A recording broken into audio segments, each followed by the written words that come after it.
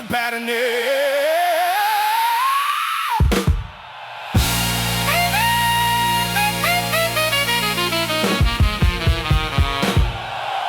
Anger me. 15 минутта шыққан братан. Хит болу үшін екі бір секрет табылды. Жоқ, неге қазір елдің бәрі тамадан музыканттан бастап, маған келген клиенттен бастап сырымның соны екен ғой дейді. Не үшін? Не осылай шыққан негізі. Айта алмайтын мынандай ағаш келіп тұр да саған, вообще ритм жоқ, сен жұмыс істеуге нервың шыдай ма онымен? Ассалаумағалейкум, қалайсыздар, құрметті әңгіме подкаст көрермендері деп айтайыншы, бұйырса жиналып қалатын шығар деп отырмын. Келесі кезекті шығарылымды бастап жатырмыз. Бізде керемет композитор Нұрсат деген жігіт. Енді композитор, басқа өзің әнші? Әнші, композитор дегенде брат андай ғой.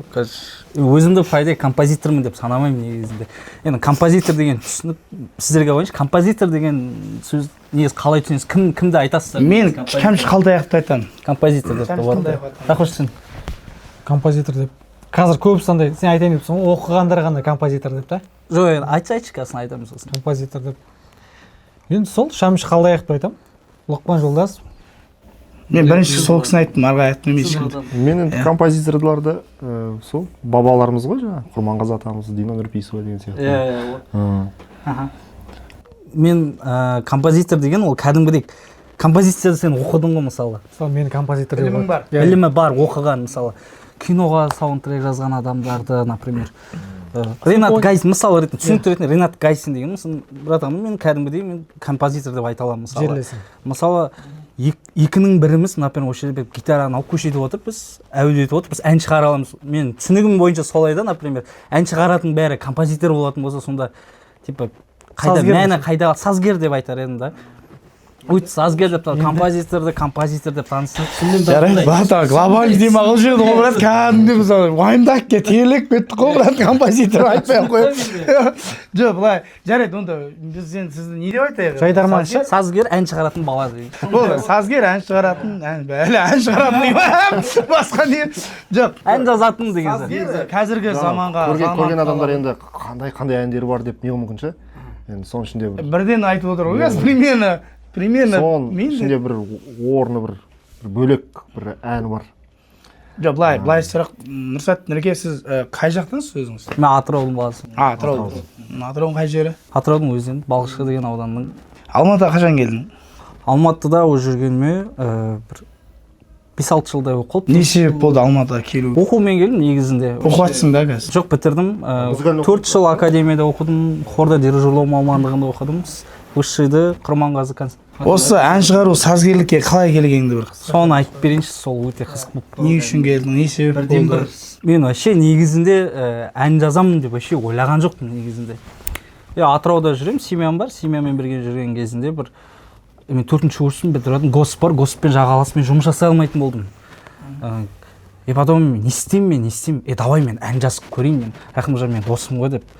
Бір ән жазам, Атыраудан осылай жазып келемін да, сосын Рахошқа айтам, Рахош маған осы историяңа салып берші, бір ән бар, сөзін жазып бірге сатайықшы, мен осылай еңбек етуім керек деген сияқты. Сосын Рахош мен студияға тапсырады, Кембаевадағы, недегі, Қалқаман жақтағы. Бір ән тыңдатам, ана әнің дерзкий ғой, кайф қой мына өлең дейді маған. Давай мен сөзін жазайын сені. Типа қаптайық та осы Тима братанмен, давай сатайық дейді да. Менде не жоқ андай бен жанды жет, ол да айтады. Науда мен сатайық деп па, ән шығарайық. Сатайық деп. Тимур ғой, Тимур Арғаш, Тимур Құрбанов деген мықтарын жеш. Бірге жұмыс жасадық кезінде, жақсы әндер жаздық. Сол Рахымжан бауырыма рахмет айтқым келеді. Осылай себепші дейді ғой, мен ән жазуыма, мен вообще негізінде білген жоқпын ән жазады деген. Сөйтіп әндер сатып жұмыс жасап жүрдік. Бір-екі хиттар шықты, ол қозғалады шығар, қазір айта кетеміз ғой, сол жайлы. Себепші болған Рахымжан мен. Рахымжан саған айтып, осы себепкер болды, сонымен шабыт ашылып бастадың ғой енді. Жалпы енді ақын мен сазгер деп айтайықшы енді, ән шығаратын адамның басы бірігіпті.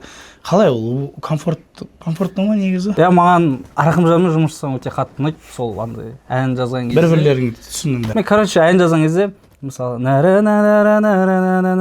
надай деп тастап кетемін сөзді. И ол сол сөз қалады Рахымжан соған ұйқаспен общем табады в общем. Енді мен өзім кезінде рэпер болдым. Менде рэперлер өз сөз жазады десіңдер, өзі қуған анау тастап кеттің, үйттің бетін сен жігіттің анау мынау. Енді біз махаббат шынымен біреуге ғашық болып, соның арқасында сазгер де болдық, минусовкаға ән шығарып, сөзін де жаздық. Енді былай кеңінен болмаса да біз районның, дұрыс па, бізді тыңдайтын тыңдармандар болды. Мен өзім жеке Қазақстан Про деп жүрген кездері ДК-да 500 адамға дейін зал жинағам 3 рет. Өз күшімен ешкімнің спонсор болмай, мысалға маған себепкер болған енді сол кездегі қыздар десең ба, енді араласасың ғой. Районда мықты болу керексің ғой. Ана қызға шығардым, сол қыздарға ән шығарғанның арқасында, сол бір қыздарға жету мақсатында, сол қыздарды жүрегін жаулау мақсатында мен әнші де болдым, ақын да болдым, бірақ өзімнің деңгейімде, менің ортам білетін деңгейде болдым да. Ал сіздерге қарап отырсам енді кәдімгі эстрадалық деңгейде Қазақстан танитын барлығы көп. Бүкіл Қазақстан білетін хиттар туындылардың авторысыздар. Енді Рәке бір сұрақ өзің айт енді. Анақтай мынадай отырмасыздар деп. Мен білуімше енді Нұрсаттың үлкен бір хиті бар. Осы жақында шыққан. Ол жаңа Сырым Исабаевтың әні, орындаған әні. Сол бір сезім. Иә, сол бір сезім. Бірақ оның алдында мен Нұрсатты сөзің ашығы осы подкастқа келердің алдында осындай жігіт бар екен деп танытып, енді біліп отырмын мен. Может, жұмыс бабымен көп нәрсе білмей қалған шығар, может, творчество қатты көңіл білмейтін шығармын деген. Или мен эгоистпін. Тек қана өзім біліп қаламын. Бірақ сол бір сезім әнін білемін да. Енді бәріміз білеміз, Қазақстан таниды, Сырым Исабаевқа жаздың ол әнді деп естіп жатырмыз да, мысалы. Ендігі сұрақ, ол ән қалай шықты деген сияқты. Неге ол сырым келіп алды сенен? Неге сен басқа әншілерге ұсыныс жасадың ба? Басқа әншілерге де ұсыныс көрдің ба? Неге сен сырымға берем деп шештің сол әнді?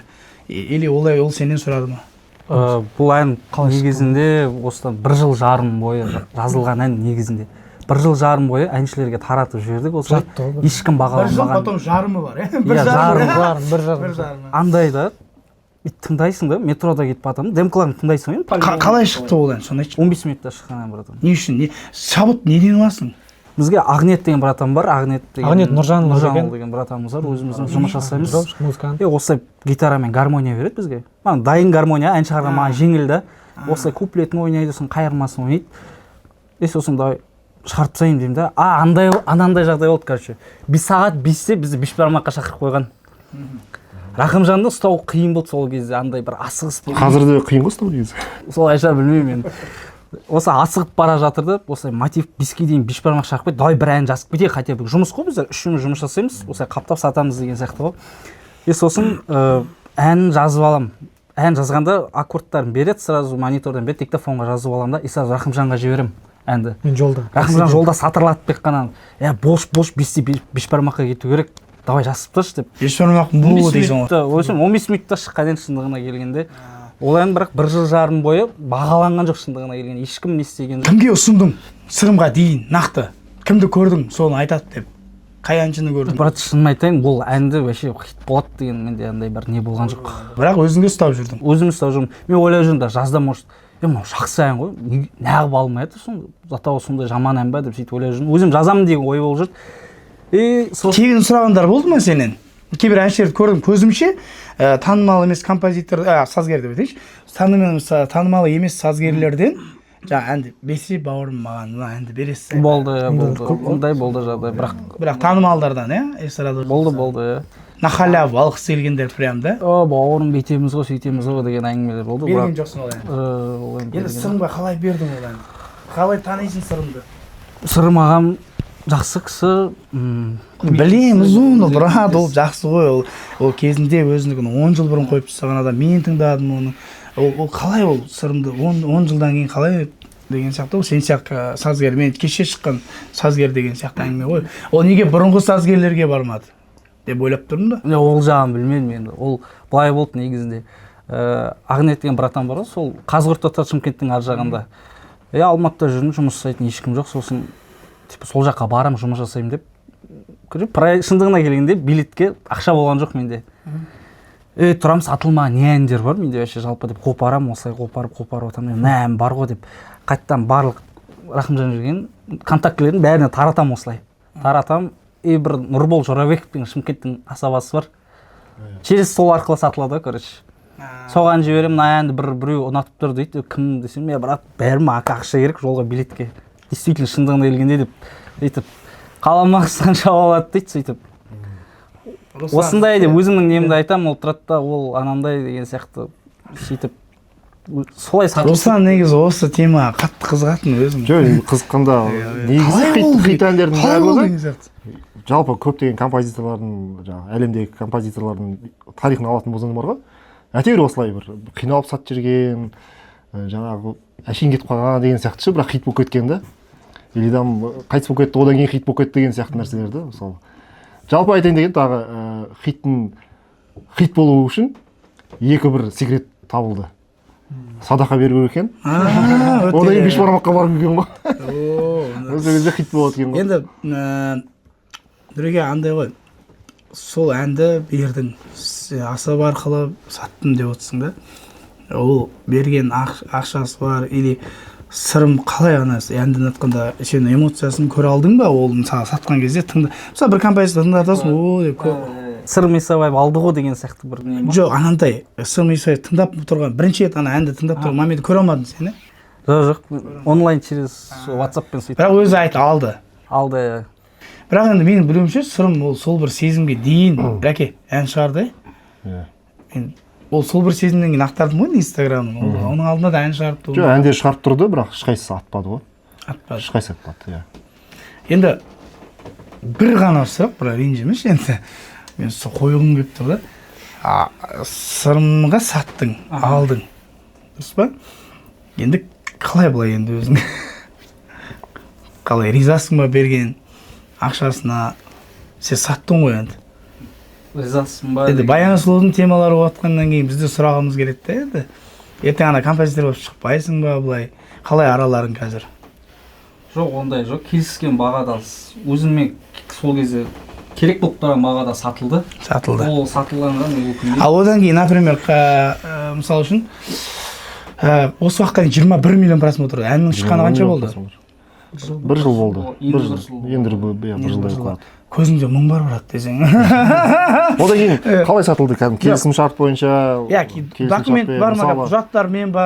Әлде айттым, дым андай ойымда просто бере салды. Жолға ақша тиын керек болды. Міне мынандай береді, осындай деп сатып жібердім, болды. Темірді ешнәрсе болған. Темірді қызған кезде соғып тұр, ол да мысалы алды. Енді қара, осы қанша ай болды деп шыққанына? Әннің жарты жыл болды ма? Болған жоқ қой? жоқ, одан көп. Жоқ, көп болды. Бір жыл болады енді. Бір жылда 21 миллион просмотр болды. Өте жақсы көрсеткіш. Иә. Енді естуім бойынша біраз нелерде тұрды, бірінші орында тұрды деп жатыр. Одан кейін енді қалай өзіңе сырым қалай алып, былай рахметімді айтып беріп, бауырым деген сияқты. Жоқ, енді шындығына бірақ ешкім, енді әркім өзінің ниетіне қарай ғой, негізінде береді енді. Бізде бірақ ол әннен кейін менде 24-те 7 дейтін ән болды. Совместно бірге жазатын. Осындай ән жазамын да. Бірге жазған әнің ғой, тұр ғой YouTube-та да. Сол әнді жаздық. Енді ол әннің шығынын кім өтеді? Шығыны дегенде оның бір. Енді аранжировкасы. Бірге болды, бірге шығардық. Бірге шығардыңдар ма? Мен ойлап тұрмын ғой, сырым мен жаңағыдай. Ондай жоқ, как поддержка ретінде. Бірақ жақсы ән. Одан кейін жалпы енді ол да күткен жоқ, білген жоқ, жазды ән 21 миллион просмотр хит болды. 10 жылдан кейін. Менің ойымша, жеке өзімнің ойым, енді 10 жылдан кейін Сырым Исабаевты қайтадан сахнаға шығарған, елдің сұранысын кәдімгі арттырған сол ән сияқты. Мен ойым сияқты емес, сол. Иә, кәдімгі бір жаңа нәрсе. Ол жаңа дүние іздеді, ол мен интервьюларын көрдім, подкасттарын көрдім. Ән таппай жүрмін деген. Сол бір сезімге дейін ән таппай жүрмін мен деді. Өзіме жаныма жақын ән таппай жүрмін мен деді. Бірақ сол ән кәдімгі оны 10 жылдан кейін кәдімгі басқаша сырым болып алып кетті деп ойлаймын өз басым. Содан кейін сырым сізбен қалай араласады деген әңгіме ғой. Неге күліп тұрып ішіңізден жылап тұрсыз деген сияқты ғой. Жоқ, ондай емес. Жұмыстар жасалды. Қазір бірақ шындығында жұмыс жасамаймыз. Қазір белгілі себептермен байланысты. Біз бешбармаққа барамыз десе. Мысалы, біз бешбармаққа барамыз. бір ұсыныс жасап көрмедік. Ән енді жаңағы әлеуметтік желіде атып жатыр иә. Біз договорға отырайық, мысалы бір содан түсіп жатқан бір аз маз тиыны бар ғой бәрібір. Роялти деген, иә. Соған отырайық та деген сияқты ұсыныс жасап көрмедім ба? Жасап көрдің бе? Мысалы ол алда ол 21 миллионмен тоқтап қалмайды ғой, ары қарай да. Тоқтап қалды уже. Тоқтады. Жоқ, енді мысалы сондай ғой. Тоқтады, брат. Тоқтады ғой. Иә. Тоқтаған. Жоқ, ондай ұсыныстар болған жоқ, бірақ мен ана нәрсені өте кеш естідім да, просто авторлық құқықпен қорғау арқылы өзіңнің сияқтыңды аласың деген әңгімені естідім да. Мен алдында авторлық құқық қорғауға кәдімгі аяқтай бардым. Ол жақта кеш естідім да, просто оны сыйақы беріледі деді авторларға. Әнім 21 миллион жинап тұр негізінде. Мен қандай ән шыққалы жаңа жыл передачаның бағдарламаларының барлығына шыққан, мен кәдімгі қай неге дейін бәрін өзіммен көзіммен көрдім негізі. Білесің, көрдім. Білем. И бардым да, сұраймын, осындай маған сыйақы бар ма деп мен барам. Авторлық немен кәдімгідей. Авторлық ұйымдарға ғой. Иә, кәдімгідей. Бардым, сол кезде сайтты. Жоқ, тіркеледі ғой, сен? Иә, тіркеліп тұр әнім. Сосын олар тұрды, олар кәдімгідей как положено түсіндірді маған. Осындай, ол қайда бар да? Біз хабарға жауап бермейміз, анаған бермейміз деген сияқты кәдімгі қазақстандық нелерге түсіндірді маған, осылай беріледі сізге. Осылай қазір мына нәрселерді толтырыңыз деп. Мен толтырдым. Бір аптадан кейін WhatsApp-тан жазам ол кісілерге. Что-то бар ма екен бір нәрсе деген сияқты. Біз счеттардың барлығын тексердік. Бұл тек қана Шалқар радиосында бір рет қана ойналған, сіздің неңізде ешқандай ақша жоқ дейді маған. Деп аттон ала қашты. Деп жауап берді. Мен түсінбеген сол нәрсе, осы нәрсе. Енді мен сұрағыма жауап алдым, жалпы көрермен болсын, әнге қызығатындар болсын, сұрағына жауап алды деп ойлаймын. Кішкене мен ары қарай өзіңіз аранжировщик. Иә, енді жаңа ән қалай құйылып келді ма бірден? Мысалы, ән шыққан кезде гармониясы деген сияқты, мелодиясы бәрі құйылып келді ма? Құйылып келмеді. Әлде бір мысалы тек қана бір гармонияға, бір аккордтарға соған ыңдап отырып, ноталар құрастырып шықты ма ән? Жаңа Ақниет браттың гармониясын кәдімгі осындай берді, куплетіне, қайырмасына. Негізі кешірім сұрайын. Андай да, мысалы шетелде сонграйтер деген мамандық бар да. Оларға бір әнді береді да, гармониясы бар әнді береді. Олар соған ыңдап, әртүрлі бір формулалар жасайды жаңағы. Соның ішінен ең тәттісі деген алып қалады да, соған сөз жазады. И ол былай айтқанда композитор ғой енді ол да. Сонграйтер дейді. Солай шықты ма ән? Солай шықты ғой. Солай шықты, даже тәттісін де таңдаған жоқ, солай қалай қосты, солай жазылды. Қалай бірден шықты? Солай сол. Жоқ, неге қазір елдің бәрі тамадан музыканттан бастап, маған келген клиенттен бастап сырымның соны екен ғой дейді. Не үшін? Негізі мен де бір тыңдаған кезде жоқ, елдер ойлап тұр да, ол ән Сунунікі деп. Ол ән Суну едікі болса, біз сені не үшін шақырамыз? Вот халыққа соны түсіндіріп өтейік. Жоқ, енді тыңдаған кезде Сунуның жаңағы жасанды интеллектінің бір дыбысы шығып тұрады да. Біз енді ылғи звукпен айналысқаннан кейін бір ысылдап тұрған бір звуктар бәрі естіледі. Живой ойнаған аспаптың дыбысы басқа, анау жасанды интеллекттікі бәрі басқа болып тұрады. Аранжировщик қарапайым сонда есі шығып тұрғандай. Қарапайым халық бүйтіп ойлап жүр ғой. Суну әнді де шығарады. Жасанды интеллект қой. Иә, жасанды интеллект. И ғой жаңа әнді де шығарады. И аранжировканы да шығарып кетті ғой. Аранжировканы 2 секундта шығарып береді ғой. Енді ойлап өзің. Ол қалай, кім? Оны мен айтайын енді, мен айтып берейін. Ол жаңағыдай Сунунікі ма деген сұраққа жауап берейін. Бұлан өзі негізінде жаңа айтты, Ақниет Нұржанұлы деген ағамыз бар.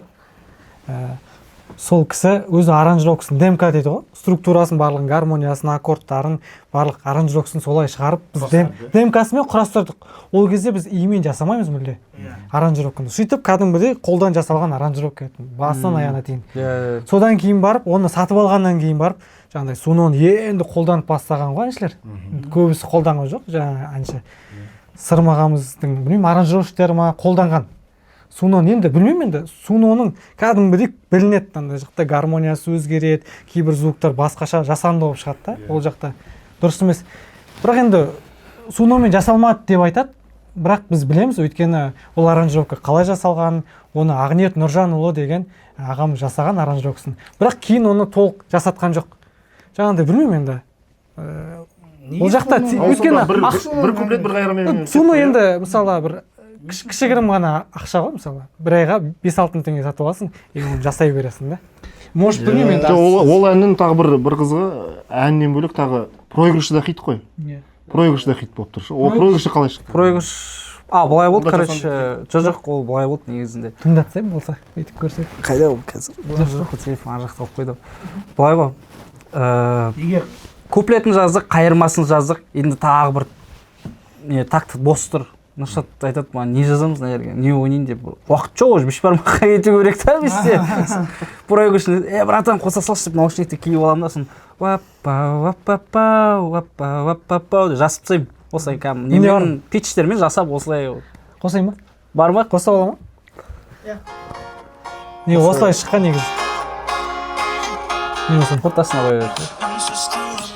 Осылай. В общем, проигрышы былай ғой. Демосы ба? Осылай жазамын. Демосы ба? Иә, демкасы. көп осы әнді білетін адамдарға жауап бұл кәдімгідей сазгер мен ақын және сен барсың ғой, ақын және аранжировщиктің бірлесіп істеген жұмысы. Бірақтан кәдімгідей бұл құралған ғой, көрініп тұр ғой. Қалай бұл суноға кіріп кетті, брат, сіз оны айтсайшы. Кім кіргізді оны деген сияқты.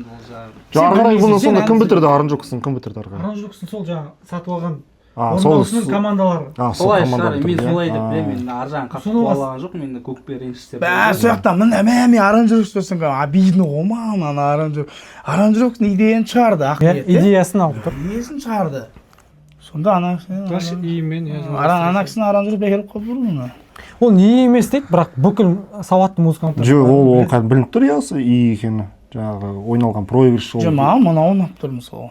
Ол адам қолынан жасалған. Енді молодежный, ол әннің бір жағынан молодежный мен жастармен елең ортасына жазылған. Мен өзім бір осындай нем бар, ән жазған кезде жастарды тыңдай алатын, үлкендерді тыңдай алатын қылып жаздым. Бір жағынан ана проигрыш өзің может сырмаған возрастына келмеген шығар, андай айтып тұру. Просто бәрі аранжировка идея полный ақниеттікі ғой негізі. Соны оны былай жарып беріп отыр деген. Сонда аяқтың аранжировкасы жұмыс істемеген ба деген. Жоқ, негізі бірақтан жоқ, қалай деймін да, қалай. Мен түсінбеймін, мен аранжировкасы мен айтамын. Не ол деп басқа нәрсе таппадыңдар ма деген сияқты. О дейсің ғой короче. Я білмеймін енді, суноға өзім жеке суноға өзім жеке ұнамайды. Мен суноның әндері ұнамайды. Мен алсам да ол жерден тек әуен алатын. Сөз салам, шығарып береді. Мен ең бір қызығы Бағдат Арыстан бар ғой, соны көрінбейді, көріктім, көзің мүлде деген бар ғой, поэзиясы хит болып кеткен. Соны суноға салып едім, көрінбейді, көріктім, көзің мүлде деп әдемі шығарып берді. Дерзкий болды. Маған сол әні ғана ұнайды да, оның мысалы. Мысалы енді осыдан бөлек, мысалы осы ән хит болды, енді көптеген ұсыныстар түсіп жатқан шығар. Осындай бір форматта бір ән жазып берші деген сияқты, немесе бір басқа әнді жазып берші деген сияқты. Көпшілігі біле ма сол әннен кейін сен сазгер екеніңді білді ма? Өзім музыкада арасында жүрген бауырларым, өнерде өзімнің возрастымда жас молодежь попса әндердің әншілер бар ғой, замейді танитын. Солар келіп қолымды алды, брат, осы ән сен ба жазған? База жоқ деп сондай. Сол әннен кейін қай әншілер келе бар? Вообще эстрада жұлдыздары келді ме? Эстрада жұлдыздары келген жоқ па? Ондай болды. Қазір енді бір шығармашылық қалай болып жатыр? Шығармашылық қазір осы жылдардан бастап өзіме қатты фокус қойылып жатыр. Негізінде сол жаңағы Сырмамен бірге фит жазып, ол да жақсы нәтиже берді. Бірақ менің бір түсінбейтінім, звук TikTok'та 8.000-нан жоғары, 10.000 болған шығар, ән жинады негізінде. Негіз қазір әншілердің көп TikTok қатса, значит ол атат деген нәрсе деген сондай бір түсінік бар ғой негізінде. И жинады, ән жақсы жинады. Әнді бір көп кешіктіріп қойдық па, білмеймін, бірақ та YouTube'та қазір тек қана мен ойлаған результатты берген жоқ негізінде. 400.000 ба 500.000 мен тұрып қалған негізінде. TikTok'та ма? Жоқ, YouTube'та тұрып қалған. Бірақ өте қатты тыңдалып жатыр. Мен таксиде отырамын, үйде жатамын, андай жағдайлар бар да, ұйықтайын деп жатқанда үйдің қасынан деп өлең жүріп өтіп кетеді қасыңнан. Сондай көп таралып жатқан по-любому сезесің да, бірақ андай лицо жағынан енді қатты айналып жатқан жоқ. Енді әніңді біледі, әніңді жаңа айтып жатсың, братан, негізінде типа білемесің сенің жазғаныңды деген сияқты. Ағайын туыс бауырлар кім таниды солар біледі ғой, короче. Өнер ордасында адамдар біледі деп ойлаймын. Елдің бәрі суно деп ойлап жүргенге мен соны нақтылайын деген. Жаңағы жағдайдан кейін Ахмет бауырымыз сәл реніш болып қалған жоқ па да, менің жасаған дүнием қалай болып кетті? Әрине болды ондай. Болды, ол ренжитіндей орны бар. Енді ол дым алмаса, сен мысалы өз қаламақыңды өзіңше алдың, ол дым алмаса ал. Оған даже ассалаумағалейкум бауырым, рахмет, әнің күшті болды, бауырым демесе, конечно, оған обидно. Иә. Конечно, обидно. Ахмет, брат, танымасам да ризамын. Енді қазіргі таңда енді жасанды интеллект деген бізде қатты дамып жатыр ғой, енді өзім де қолданамын жасанды интеллектті. Қалай қолданыста ылғи қолданасыңдар ма? Қалай жүгінесіңдер ма постоянно идея алу үшін? Постоянно емес, негізі идея аранжировка жаңа идея қарауға болады, бірақ андай түбегейлі түбімен бірге аламыз деп айта алмаймын енді. Бір әннің 10 түрін шығарып берсе, біреу әрең ұнайды ол жерде негізі. Менің ойым бойынша Суноның жаңағы. Негізінде Суно бірақ қазір аранжировщиктердің андай жалқаулыққа апаратын сияқты деп ойлаймын мен негізінде. Ол рас, иә, ол жалқаулыққа апарады. Кәдімгідей жалқаулыққа апарады. Бұрын адам стиль қою үшін аранжировщик ізденеді ғой, бір артист үшін отырады да. Қазір енді отырады да бүйтіп деген сияқты сондай. Аранжировщиктерге нам жоқ деген.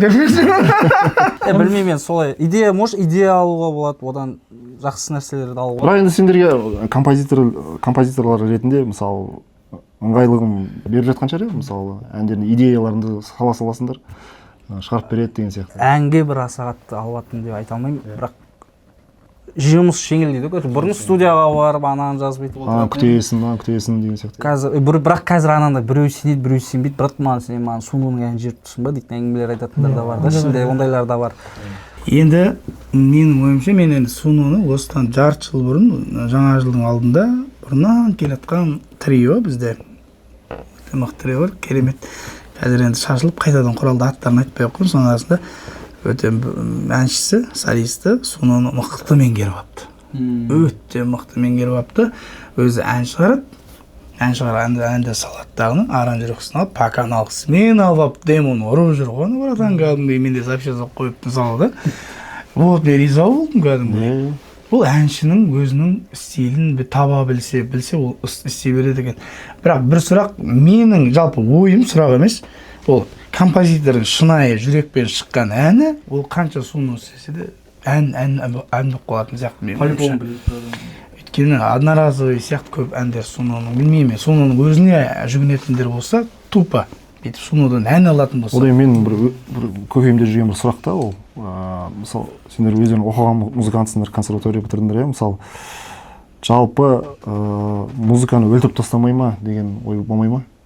Жасанды интеллект, мысалы, ары қарай, мысалы, мен ойымша ары қарай, мысалы, бір болатын ғой баяғыда музыкалық мектеп бітіреміз, музыкальный колледж оқимыз, одан кейін бір арманмен жаңа консерватория бітіресің, әйтеуір бір маман болып шығасың да. Менде кейде мынандай бір екі ой пайда болады. Жалпы оқудың несі бар ма? Иә, оқудың пайдасы бар ма деген сияқты музыканың. Ақыры жасанды интеллект. Оқыдың ба деп деген сияқты. Ақыры жасанды интеллект. Мен мысалы кейде ойлаймын да, мен оқуыма бір 14-15 жыл оқуыма ғана кеткен. Бекер оқыдық па деп. Бекер оқыдым ба деген сияқты. Мысалы, қазір түк музыкадан ешқандай хабар жоқ адам әшейін ана жерге осындай стильде жазып береді да, сол музыка шықпала сала деген да, сондай бақпала сала деген да, десе 15 жыл оқуым қайда мен. Иә, сол 15 жыл оқуым қайда деген. Сондай бақпала сала деген да ол. Иә, сол алған білім, мысалы, сол тәжірибе, мысалы, керек емес болып қалды да, былай айтқанда. Жасанды интеллект. Оқыған адам по-любому оның шығармашылығы артық болады, кәдімгі жасанды интеллектте болашақта. Қазір ғой ол халық жасанды интеллекттегі әндерді көп тыңдап жүр да, әншілер ән шығармай кеткесін. Кейін ол білінеді. Хиттардың көбісі ол адамның өзі шығарған әндер да, по-любому. Бұл жасанды интеллектпен шығарған әндер хит болған жоқ. Болмайды да деп ойлаймын мен. Кейде мен былай армандаймын бар ғой, бір жарты жылға свет пен интернет өшіп қалса екен деп ше. Сразу білінетін еді бар ғой. Сен районда. Ол кезде аранжировщиктер ақшасы қалады ғой. Сен районда өшті не айтайын? Әнге светтің не қатысы бар? Әнге светтің не қатысы? Жасанды интеллект, интернетте айтып отыр ғой. Интернет сәл тазарып қалатын не эстрадамыз тазарып қалатын бет деген ғой. Сен уверен айтып отырсың, сасқалап тұрсың. Тазалалай десеңші. Братан, сіз танымадыңыз. Братан, бір сұрақ қойшы саған. Не туралы айтып? Кімсің негізі студияда мен? Мен негізі бұл өмірде медик қой, медик. Мен бывший медикпін, иә. Осы Жұбанов продакшнмен өзім студия ашып, мен ешкім бұл өмірде көмектеспеген. Сен айтып отырсың ғой, жаңа мен сазгер анамен таныстым, саған әнші болуыңа, сазгер болуыңа себепкер Рахымжан. Ал маған ешкім себепкер болмады. Просто мен келдім, рэп жазып жүрдім, жаңағыдай концерт беріп жүрдім, студия аштым. Мен мелодияны қалай үйренгенімді айтпай қойын, мен ренжіткен. Алаяқтың бір түрі болдым мен мелодия. Мен бұрын ән жазатынмын. Студиям бар, менің студиям бұрын көрсем күлесің. И ән жазамын бүйтіп. өтірік алдап бере саламын жаңағыдай ол дұрыс солай шығу керек ол ровтук кетеді дауысыңыз деп мелодияны білмеймін сосын мейірландар келіп қасыма ұрланып бүйтіп мелодияны үйреніп алған бар ол кезде ешкімге үйрететін желание жоқ тастан мынандай бір лайфхагы бар еді запись жазады жаңағы клиент келіп тыңдайды ғой қасына топырлап достар тұрады арыстан тұрады достары мақтайды мә керемет орындадыңыз ғой деп сөйтіп алатын маркетинг маркетинг анау кәдімгідей алданып қалады сен де оймайсыз ба мен енді жаңағы сұрақ қойып жатырмын ғой сен маған сұрақ қойып жатрсың кімсің деп мен қазір білмеймін брат кім екенімді өзімнің мысалы сен білімің бар менде білім жоқ музыкальный білім жоқ менде бірақ музыкасы бар білімі барлардан мықты жазаймын мен негізі нотаны сен мысалға білімің бар сен алдың компьютер сен мелодияны білесің айта алмайтын мынандай ағаш келіп тұр да саған вообще ритм жоқ сен жұмыс істеуге нервың шыдай ма онымен жоқ мен көргенмін тырысып көргенмін мелодияны негізі мен өзім үйренейінші деп мен қанша жерден құлағым естіп тұрса да серьезно өте оңай нәрсе емес екенін мен түсіндім ол нәрсені мен сразу қаштым ол менікі емес да сразу маған сұрақ қой брат сен құлағың шаршамай ма сен миың ашылмай көрдің ба мен сол жағынан өзіме риза боламын да мен ән жазамын мен прикол ұстаймын жаңағыдай көбісі біледі жаңағы сөйтіп настроение жазамын бірақ енді в основном осындай студияға качество деген нәрсені аранжировка деген нәрсені осы рәкеңдер мейірландар көбісі үйретті да и енді бөлек той басқарамыз бірақ мен көп әншілер ән жазады ғой келіп аранжировщикқа жасатады сведениясы етеді мен нағыз бар ғой әннің тебетін теппейтін тойдан көремін ғой ол жаңағы тойский әндерді алып тастағанда концертский әндерді айтпай қойғандай ондай тыңдайтын нағыз тойда билететін темповой әндерді мен тойда білмеймін тұрамын да әне босқа жазыпты ғой ай сорлай өз-өзін алдап жүрген сорлай деймін да андай ішімнен и сол жерде аранжировщиктарды кінәлаймын да мен ал мына жақта аранжировщиктардың әңгімесін естісем ол аранжировщиктар әншілерге жегізе дегенде ақырын бүйтіп ше аузын ашып қойып ал әнші жаңа дұрыс қой әнші өзінің әнін мықты білу керек қай жерде тебетінін ол барып аранжировщикке айта алатын жағдайда болу керек брат мен мынаны әнді мен айтамын ғой сен емес сен жасап бересің бірақ в основном билететін мен ғой теппей жатыр десінші аранжировщик көт тырысады да алады болды ма ондай жағдай жігіттер айтыңдаршы болды ғой рәке саған ештеңе деп жатқан жоқпын мен саған ондай жағдайлар көп болды бірақ тойда білмейді мен көремін тойда бірақ аллаға шүкір сендер композиторлар ақындар соны пайдаланып жатсыңдар ғой енді бізде тамадылар аллаға шүкір ми жеткен жоқ соны пайдалануғашы тойғашы білмеймін ертең қандай нелер шығып кететінін бірақ ол мысалы 10 аранжировка жазсаң 10 аранжировканың ішінен максимум деген кезде 2-ақ ән удачно шығуы мүмкін қалған бәрі әшейін конструктор болады мынандай әншілерге қалай қарайсың сен брат ән жазды соншама ақша салды соны болмаған кездері ғой соншама ақша салды и тойға келеді теппейді әні билетпейді көрдіңдер ма сондай моментті мен сияқты көрдіңдер ма болды өз-өзін алдап жүрген әншілер көп қой негізі өзін алдағанда олар хит болады деп жазды ғой енді бар ақшасы жоқ алдағанда білмейді ғой олар енді жаңағыдай ғой ән таңдау жағын білмеуі мүмкін ақшам бар тек жазсам болды хит боламын деп ойлайды ғой бірақ енді композиторсыңдар мынандай бір кездер болды ма әнді мысалы білесіңдер да енді мынау сезесіңдер ғой бәрі хит болады хит болмайды мысалы бір жерге дейін барады деген сияқты бірақ сонда да сатып жібердіңдер былай айтқанда енді пихать етіп жібердіңдер деген сияқты хит болады брат деп сөйтіп сатып жіберген кездер болды жұтқызып жібердіңдер ұйықтатып жібердіңдер ол хит болмай қалды ондай болмайды негізі біз ешбір әнге хит болады деп гарантия бермейміз бірақ енді шығарғасын жақсы ән шығарғанын қалайсың ғой сендер больница сияқты ана хабардар мына хабардар деген сияқты бірімізге сілтеп тұрған жоқпыз брат андайда мен бір айтып кетейінші әңгіме 24-7 деген ән негізінде ол менің кезінде сатып жүрген әнім өзім жақсы көретін әнім и біз ол әннің мен күттім ол әнді не істейді екен деген сияқты бар ғой ол жерде орындаушысы алып шыға алған жоқ деп толықтай айта аламын негізі оның өзіне де айтылды негізінде ол айналмады да 1000 просмотр мен солай қалып қойды да біз обратно оны кері сатып алдық біздер и біз бірақ жұмыс жасадық жақсы нәтиже бердік та сол әнде именно сол сияқты ән жақсы болып тұрады да орындаушысын сен білмейсің например біз білмейміз бізге ән сұрап келген адам қалай айтатынын например ше ол алады да қор қылып тастайды әнді например ондай жағдайлар болады может соған да байланысты кейбір сазгерлер көріп тұрады ғой өзінің әнін қандай әнші айта алатынын мысалы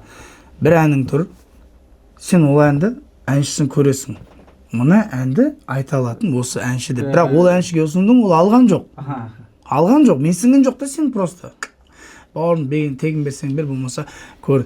Ол алмады, сенің ойыңдағы әнші алмады да, басқа әншінің ақшасы бар, ұнатып тұр, бірақ сен көріп тұрсың ол әді адам. Не істедің сол кезде? Айтшы рахмет. Жоқ, менде болды, қайсың сен? Айтыр. Мен өзімдікін айтайын, менің историямда болды. Мысалы, танымал әнші болды, атын айтсам ба екен? Жоқ, әншілер болды біраз ше. Әншінің атын айтпай қойшы кереміз. Атын айтпай қой. Содан кейін ол әншілер мен сіңген жоқ ол әнді ше. Содан кейін оны Ізбасар Кеңесов деген жаңа әдеміңді алатын кезде ше. Соны алды. Сосын ол енді біраз жақсы тыңдалды. Содан кейін әншілер айтады, Рахымжан неге мына әнің бізге жібермедің деп.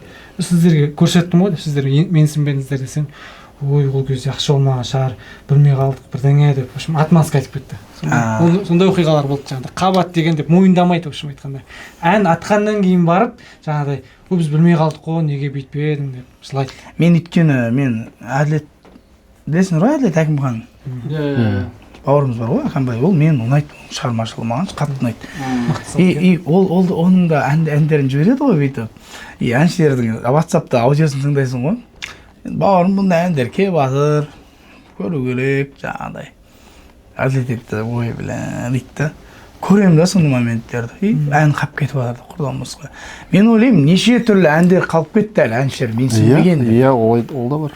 Одан кейін бір нені андай неге сенесіңдер ма, формулаға мысалы қолданасыңдар ма сондай формула, мысалы сөз жазған кезде де немесе ән жазған кезде де бір ноталардың құрамы мысалы қайталанатын бір нелер болады, секвенциялар деген сияқты ше қолданасыңдар. Ол өйткені хиттің болуына бір өзінің бір септігін тигізетін не ғой, гармониялар.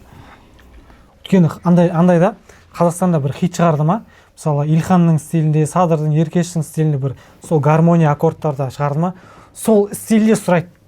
Сол стилде, сол аккордтарда. Қызыққа эксперимент көрдік, сондай хиттің гармониясын алып шығарып көрсең, сондай әндер өтіп кетеді именно. Сосын басқаша жазайын десең істемейді да, қайтадан жаңағы гармонияда жазсаң өте береді да. Ол гармония өзі андай құлақтың несін алып тастайды. Ходовой дейді. Ходовой гармониялар болады ол уже. Бір жылдар плюс жазамыз ғой енді. Садыра дейін қатты шығып кетті ғой, бір жылдар топ подряд. Елдің бәрі Садыра дейін болып кетті ғой. Жаңадан бастап кеткен әншілер кетті, бат Садыра дейін. Сен Садыра дейін бола алмайсың. Қойсайшы сен, қайтсай дейсің ғой. Жігіттер енді мынандай ғой, мысалы бір әнді толығымен бітіру үшін, жаңағы әні, сөзі, аранжировкасы, сведениясы, мастерингі деген сияқты нәрсеге под ключ мысалы қанша қаражат кетеді? $1000, $2000 кетеді. Жақсы ән шығару үшін, өйткені сапалы. Сапалы ән шығару үшін әні сөзді кем дегенде 300-400 мың әні сөзі. Кем дегенде. Ол әні мен сөзі ғана. Әні мен сөзі ғана, одан кейін бар. Аранжировкасы бар, инструмент ойнатады, запись бар, соткасы бар, оның барлығы ақша. Ол тем более мен 500-600 ол аз деп ойлаймын. Қазір мен естіп жүрмін кейбір. Бір әнге ғана. Бір әнге ғана. Оның жүргізу бар. Андай бір альбом ұсыныстар келе ма? Альбом ұсыныстар келеді, ондай нәрселерді под ключ алып жасаймыз ғой. Әншілерге де ыңғайлы, андай барлығы бір жерден, бір студияда, жаңағыдай әр жерге жүрмеу үшін под ключ өте ыңғайлы. Мен ана Әділеттен сатып алған әнімнің өзі тұр ғой. Аранжировкасына, әні мен сөзіне 500 мың кетті ғой. Әлі мен запись басуым керек, сведенияға беруім керек 100 мың. Одан кейін ол әнді не істеймін мен? Одан кейін тағы ақшаң болмаса, ол $2000 сен айтқан ол тек әннің басынан аяқ бітуі ғой. Ары қарай қанша кетеді деп ойлайсың. Кімдермен жұмыс істеу керек осындай сәтте? Кімдер болады? Неше түрлі болады ғой. Тиктокерлермен. Әрине блогерлермен жұмыс жасайды. Мысалы, билейтінен болса, билеу керек қазіргі современный тренд ғой. Тренд создавать ету. Мысалға мен Досбол Нұрлан білесіңдер ғой. Досбол Нұрланға ризамын. Жақсы автор, әнші. Ол ешкімге нетпейді, өзі істеп, өзі түсіріп, өзінің командасы бар, бірден түсіріп, қызғалдағыда қыздар билеп нетіп жатыр ғой. Мен сол болаға таң қалам мен. Родной ғой. Еңбекқор ғой, бұл действительно ғой, тынбайды ғой, әннің артынан ән шығарып жатыр. Мейлі плагиат десін, мейлі плагиат, бұл плагиаттың өзін хит қылу оңай емес. Шаруа деп кейбір адамдар бар ғой, Қарақалпақстанның әнін айтып жатыр ғой деген. Ол бір жағынан оны Досбол деген жігіт досымыз, танимыз, бәріміз танимыз, жақсы жігіт, автор, ол тоже хитмен ақын. Оның харизмасы да Хорошо. Харизма да тоже рөл ойнайды негізі әннің жалпы өтуіне харизма рөл ойнайды деп ойлаймын. Жаңағыдай видеода, жаңағы сниппет дейді ғой, соларда ұялмай өзін андай жұлқынып сенімді көрсетеді. Әннің өтуі де бір адамның сенімділігіне байланысты деп ойлаймын. Харизма. Бірақ енді біздің жалпы подкаст түсінің ғой біздің осы келесі шығарылымдарда біз басында бір өзіміз әңгіме айттық, прикол айттық. Енді кішкене мұң шығайық былай қарай. Күлейік. Қандай қызықтар болды, қандай қызық сәттер болды, қандай прикол студияда болсын, немесе сөз жазып жатқанда болсын, жаңа беш бармақ сияқты. Охотаға бардың ба десең? Емес, алдыңғы бағдарламаны көрген, негізі айырып тастайтындай қызықты оқиға, мен ойлағанмын, не айтамын мен ертең. Ондай бір жарып тастайтындай әңгіме жоқ, бірақ жаңа сол бір сезімнің айттым, 1 жыл жарым бойы сатылған жоқ деп. Сендер базарда 1 жыл жарымды күшті айтады екенсіңдер, 1 жыл жарымды. Әнді жіберген адамдар бар ғой, оқып жауап бермегендер бар, сосын жазып жібергендер бар, бір басқа ән жоқ па, анау бірдеңе деп жазып жіберген, именно сол телеграмда ән хит болғаннан кейін маған жазады ғой. Голосой жазып жүрген, ол не жазып жүрген оқысам, бля, брат, мен сонда вкусым жоқ па деп жазып жүрген ғой ма, голосой. Неужели брат мойындадың деймін. Да, білмеймін, брат деп жазып жүрген. Сондай бір қызық жағдай болған. Сондай әңгіме, брат, енді болашақта қандай пландарың бар, қысқадан нұсқа айтып жіберсең біз. Қысқадан нұсқа, өзімнің шығармашылықтарыма қатты қазір көңіл бөліп жатырмын, әндер жазылып жатыр, дайындап. Сазгер ретінде, әнші ретінде, негізі әншімін ғой, негізі әнші боламын деп келгенбіз ғой Алматыға, бәріміздің мақсатымыз. Әншілік ар жақта сығалап тұр деші, мен де сондаймын ғой.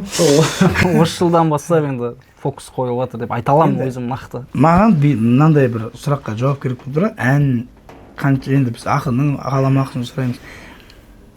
Әннің бағасы әр кезде әртүрлі ме, әлде бір бағасы бар ма? Ангиде байланысты сияқты. Сен примерно біліп тұрасың ғой, қайсы қиып. Қазір енді өзі кішкене. Өзіңе ұнаған әндерді сату, значит, оның бағасы қымбаттау болады ғой негізінде. Әшейін бір рекламаға ән жаза сал, әшейін. Келісуге болады ғой, иә. Бірақ саған айта бер братан. В общем, әртүрлі ғой бағасы. Тұрақты бір мә деп. Сендер әншінің көзіне қарап тұратын шығарсың. Оқ десе сразу бағаны түсіріп жіберіп, ондай емес па? Жоқ, ондай емес. Бүйтіп қарап екеуіңше бүйтіп, бляха қарап, эмоциясын қараңыз. Ана о десе болды, брат, әнді мен 500 мыңға бердім. Өзім жақтап, ондай жоқ па? Болады жоқ, сенде бір өзіңе қатты ұнайтын әнді. Жоқ, мен әншінің эмоциясына қарамаймын, өзім конкретно стабильный бағам бар, соны айтамын. Мысалы $1000 дегенде айтамын. Әнді сататын кезде желательно договормен сатсаңдар. Договормен. Өзің бір определенный мерзімге ғана орындауға рұқсат беріледі. Соған байланысты жаңағы өзінің бағасы алмай алады ғой. Жоқ, негізі ол практикаға енгізу керек негізі қазіргі жастарға негізі. Келіспейді. Неге келіспейді? Келіседі.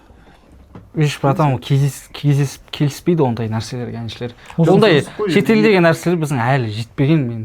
Қарапайымша, мысалы бір әңгіме айтып келейінші, есіме түсіп кетіп жатыр қазір ше, бітірейік сонымен, жабайық.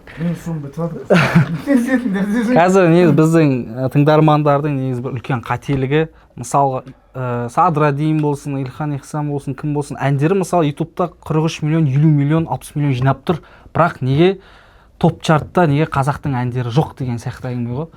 Біздің қазақтар телеграмнан тыңдайтын ауру ғой, осы нәрсе. Бізде телеграмнан немесе флешкаға толтырып әнді жазып берші деп сияқты сондай ғой. Осы нәрсе. Әнді сатып алу деген біздің халықта әлі ондай ұғым жоқ бар ғой. Качественный музыка тыңдау деген сияқты жоқ ондай. Сол ғой. Қарапайым халық осы нәрсе жетпесе, әншілердің мойнына жаңа нәрсе керек. Жоқ, бірақтан енді сендердің айтқанда топтасыңдар ғой, сендерге үйретуге болады негізі. Жаймен үйретуге болады бәрібір.